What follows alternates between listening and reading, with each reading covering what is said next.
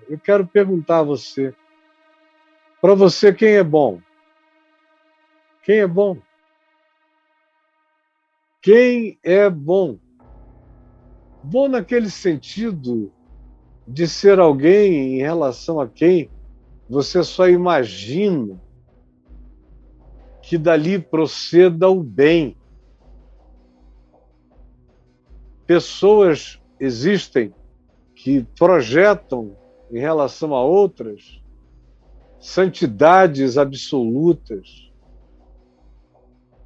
reverências divinas, impressões mágicas, míticas, que constroem mitos.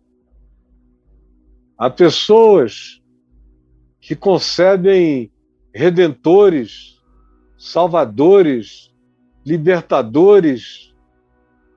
E na nossa cultura, não é só no Ocidente da Terra, mas na cultura universal, no geral, quase que esmagadoramente, se alguém é considerado bom, é também considerado santo.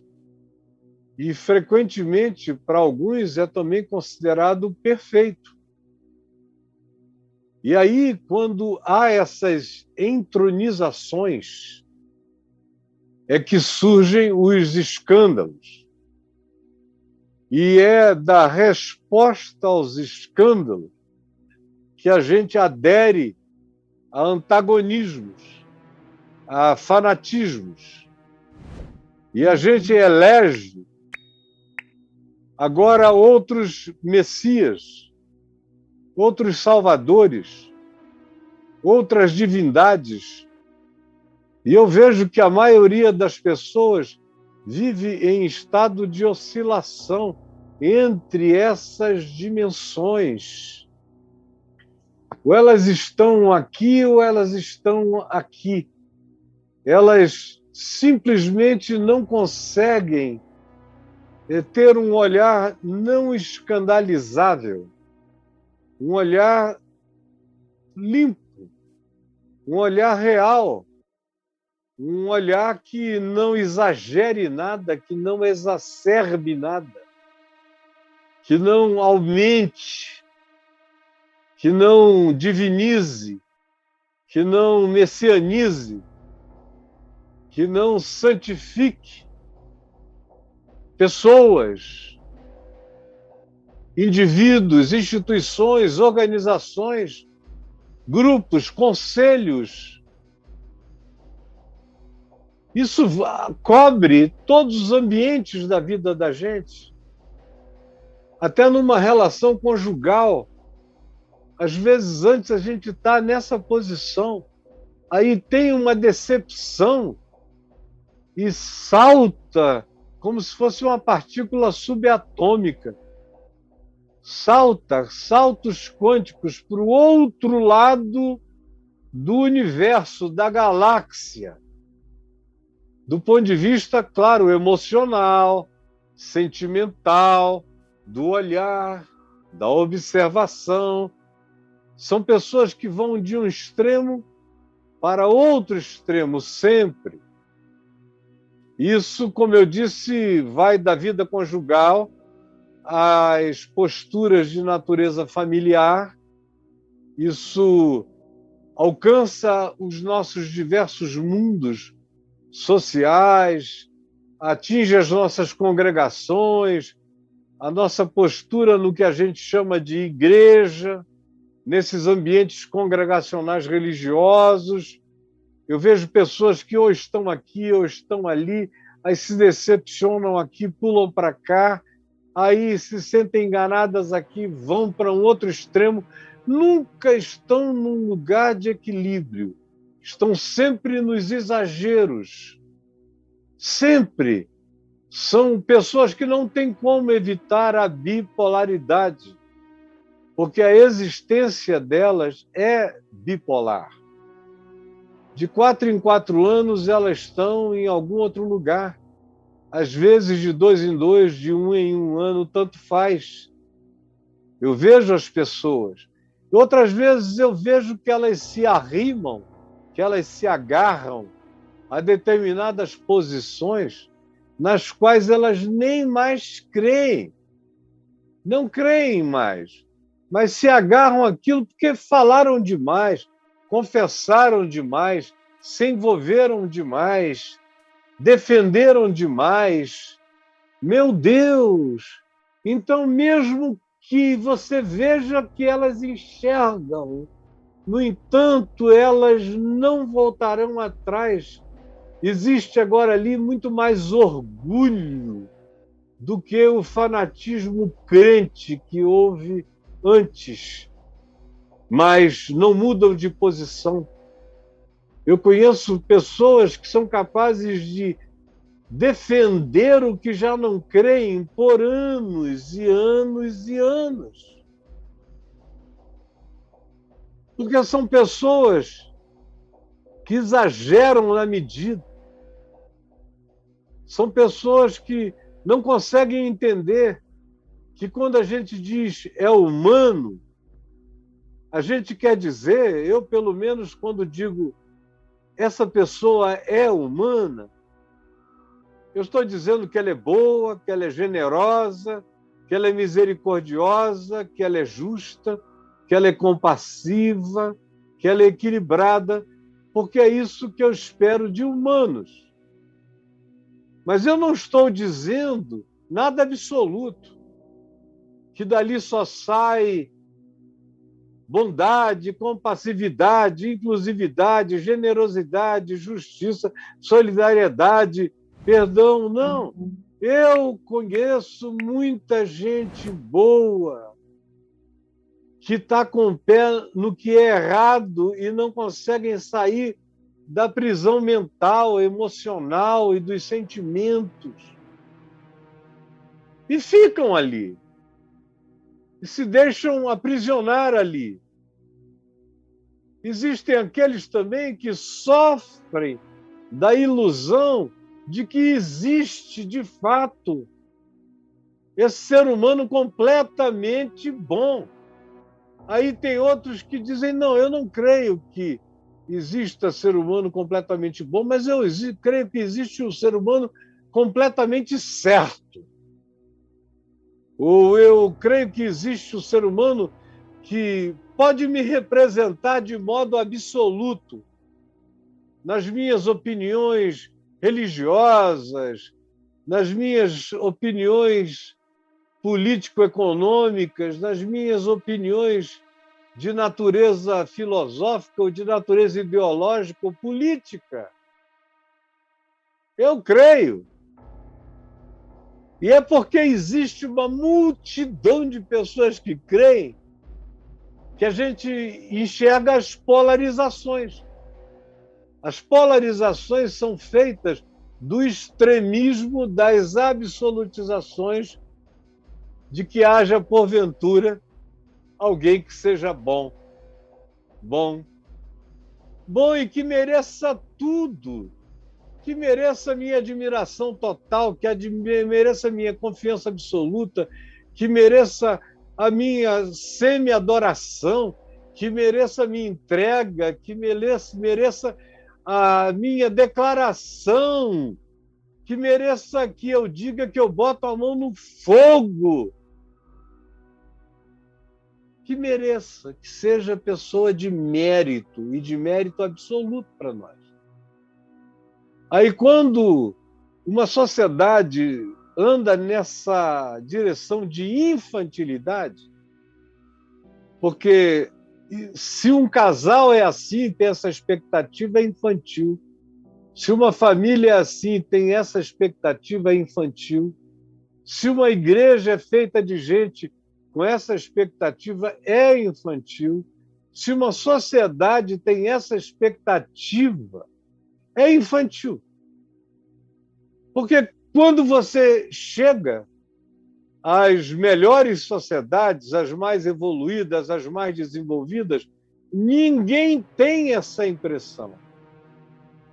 Ninguém acha que o pai é infalível, que o pastor é um santo absoluto ou padre.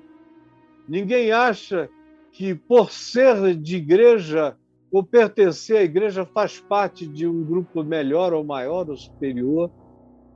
Ninguém acha que os líderes políticos são pessoas que não precisem de controle, de auditabilidade, de contabilização séria de tudo o que dizem e fazem. Ninguém. Vá nos países mais evoluídos do mundo, não existe culto a ninguém.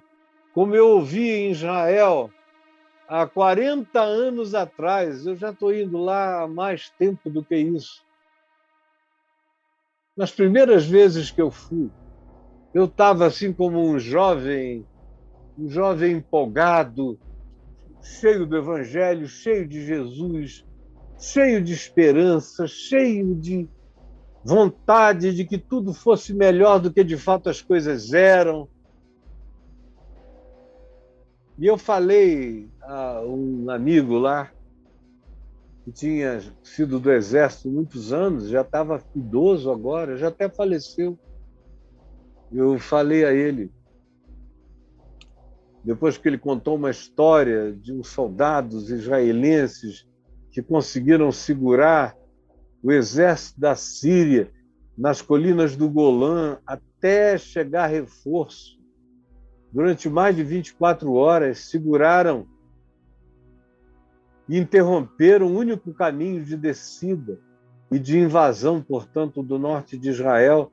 Começou com um soldado sozinho, horas e horas. É uma história linda. Israel tem histórias que nos Estados Unidos gerariam bustos de heroísmos extraordinários. Sim, nos Estados Unidos, que é o país do culto aos heróis, tudo é heroísmo. O que na minha terra, no Amazonas, a gente faz brincando enquanto leva recado, nos Estados Unidos é heroísmo. Então, lá em Israel, há mais de 40 anos, ele contou aquela história. Quando concluiu, eu disse a ele, meu Deus, que coisa linda, que terra de heróis, uma coisa assim. Aí ele falou, não, aqui não temos heróis. Pobre do país que precisa de heróis. Aqui nós só queremos ter cidadãos conscientes. Não queremos ter heróis e não queremos cultuar herói algum. Porque todo mundo pode fazer algo extraordinariamente agora e no dia seguinte fazer o oposto. E eu fiquei olhando e disse, foi isso que Jesus ensinou.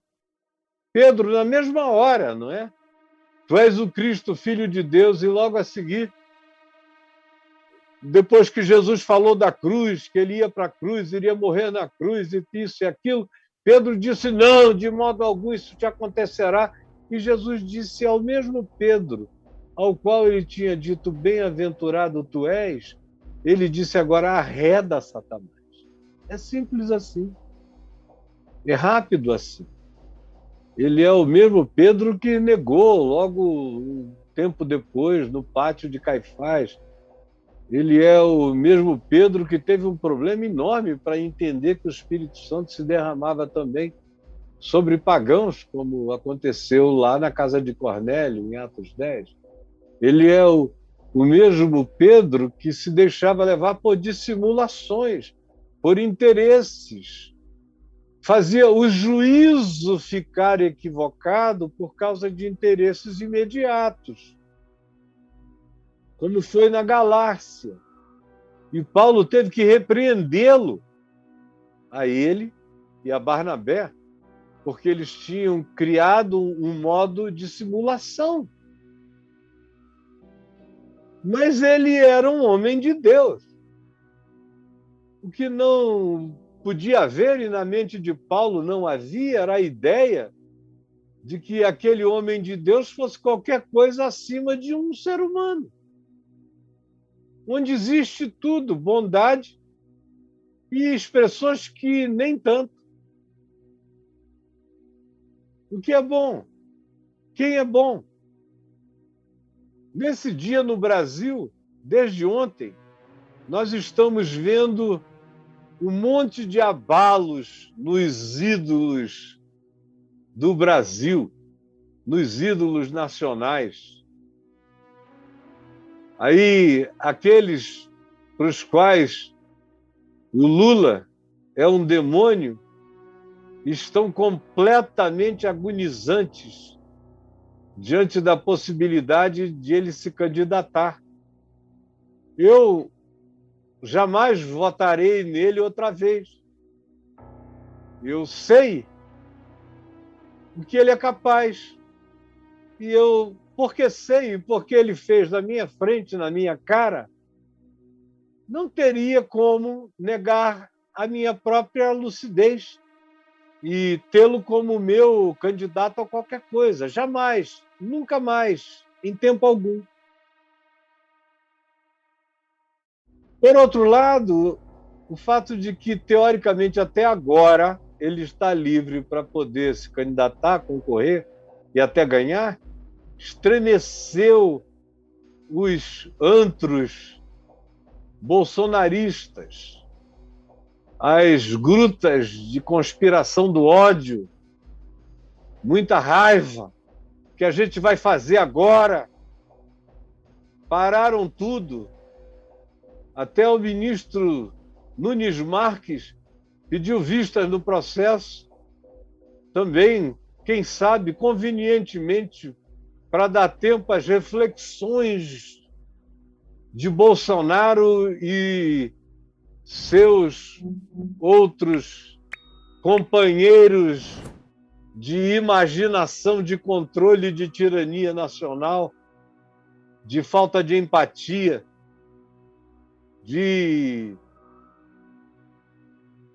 total expressão de uma atitude completamente desumana no sentido da solidariedade mínima. Não se esperava nenhum rasgo, bastava cumprir o que está escrito no seu manual, na sua descrição de trabalho.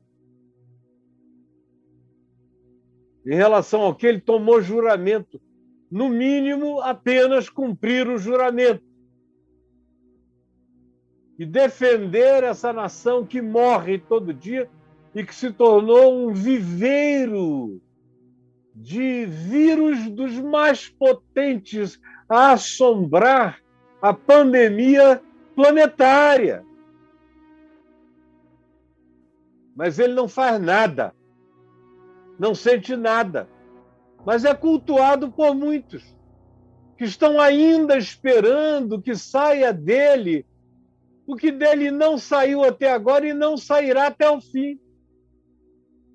Então, semelhantemente a Lula, nele, eu já desde 80 que tenho a posição firmada de não fazer nada em favor das intenções desse senhor, porque eu sei quem ele é.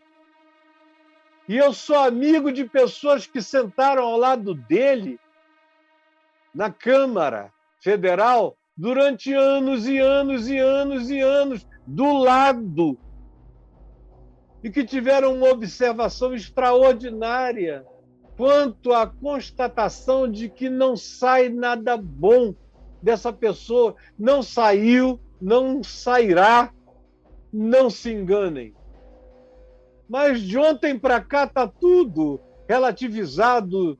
Os quartéis que no passado ele já quis incendiar estão estremecidos. Também aqueles que colocaram a sua projeção de justiça impoluta, inabalável, inquestionável, no juiz Sérgio Moro, que andou de camisa com S de super-homem, Super Sérgio, em bonecos no Brasil inteiro. Uma vez chegando em Hebrom com a minha família, em Israel, quando a gente ia entrar num lugar em que turistas geralmente não entram, mas nós iríamos, e o nosso motorista tinha essa possibilidade, os guardas da fronteira vieram checar se nós éramos quem ele dizia que nós éramos, e a primeira coisa que ele fez foi gritar para dentro do carro: Moro! E se a gente não soubesse aquela senha, talvez a gente não tivesse entrado. Então eu creio que a primeira que entendeu o grito do homem foi a Adriana e falou: Moro! Aí a Bruna: Moro! Aí eu falei: Moro, o cinegrafista Moro. Eles: Juiz Moro, não é? Juiz Moro. No auge da Lava Jato. E houve muita gente que creu que aquilo era absoluto, que era justiça divina, que não poderia haver equívoco, que não poderia haver poluição nem jaça de nenhuma natureza, e que ficaram assombrados e vêm ficando, e hoje estão em estado de susto angustiado, gente escandalizada, me diga, fale a verdade, chocada. A própria Lava Jato, que há uns 5 anos atrás, pregando aqui no Teatro Universa, eu creio que já era no Universa, onde o Caminho da Graça reunia, e eu falei do púlpito que havia algumas coisas boas que tinham acontecido no país daquele ano, e eu enumerei 10, no país e no mundo. Enumerei 10 e botei entre as coisas boas a Lava Jato. E alguém da Lava Jato estava assistindo o culto aqui no nosso teatro. E quando eu saí de lá, já tinha uma mensagem no meu celular do Deltan Dallagnol. E o Deltan Dallagnol me dizia: que honra será para nós recebê-lo aqui na Lava Jato. Eu quero explicar para o senhor como é que as coisas funcionam, o que está acontecendo e tal, vamos combinar um dia. Aí vi lá o telefone dele, que eu já tinha antes daquilo, nunca tínhamos falado, mas eu já tinha. E aí nos falamos, marcamos um dia, eu fui lá, em Curitiba, e ele me mostrou tudo. E com muita liberdade, com muita tranquilidade no falar, ele se expressou. Eu vi que o Carlos Fernando, aquele que parece o Barão do Rio Branco, muito resguardado, muito sério, muito na defesa, aparentemente não estava gostando da minha visita, entrando ali pelos intestinos da Lava Jato, ouvindo tantas coisas, e também sobre equipamento de rastreio de milhões de contas, a um tempo só, simultaneamente, como nunca tinha havido no Brasil antes, a ponto dele me dizer: se a gente não tivesse esse instrumento aqui, nada tinha acontecido. E ouvi, conversei, foram muitas explicações interessantes. Eu fiquei muito grato de estar sendo instruído em relação ao que eles estavam fazendo. Descemos para almoçar, tivemos um almoço muito agradável, onde, entre tantas conversas, eu falei a ele que eu achava que o Lula era uma pessoa inalcançável do ponto de vista da justiça. Inalcançável. E eu disse por que eu tinha certeza. A partir de mim mesmo, das minhas experiências. Eu disse: ele não é alcançável porque ele nunca faz nada, ele não faz nada. Aquele teu PowerPoint, depois botando e dizendo que ele era o chefe, aquilo não vai se cumprir de maneira factual, com os devidos instrumentos de natureza probatória, jamais. Jamais. Porque ele não faz. Você pode até chegar a descobrir e saber que é dele, que é ele que pediu, foi ele que falou, foi ele que piscou, porque ele dá umas piscadinhas que quem convive com ele sai para fazer o que a piscadinha disse. São verdadeiros códigos Morses. Nas outras abundantes linguagens que ele tem com as pessoas que são íntimas dele, e todo mundo que é íntimo dele está dizendo, é verdade o que o Caio está falando, porque é.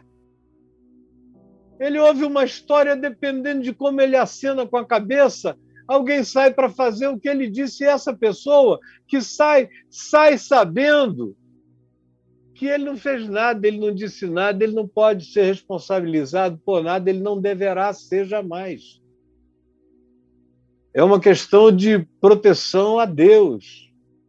É como o evangélico, o crente, o cristão fanático tenta proteger a Deus, quando ele esconde as barbaridades que acontecem, mas cobre tudo para não gerar escândalo, que é para proteger a Deus. É assim que se faz de todo lado.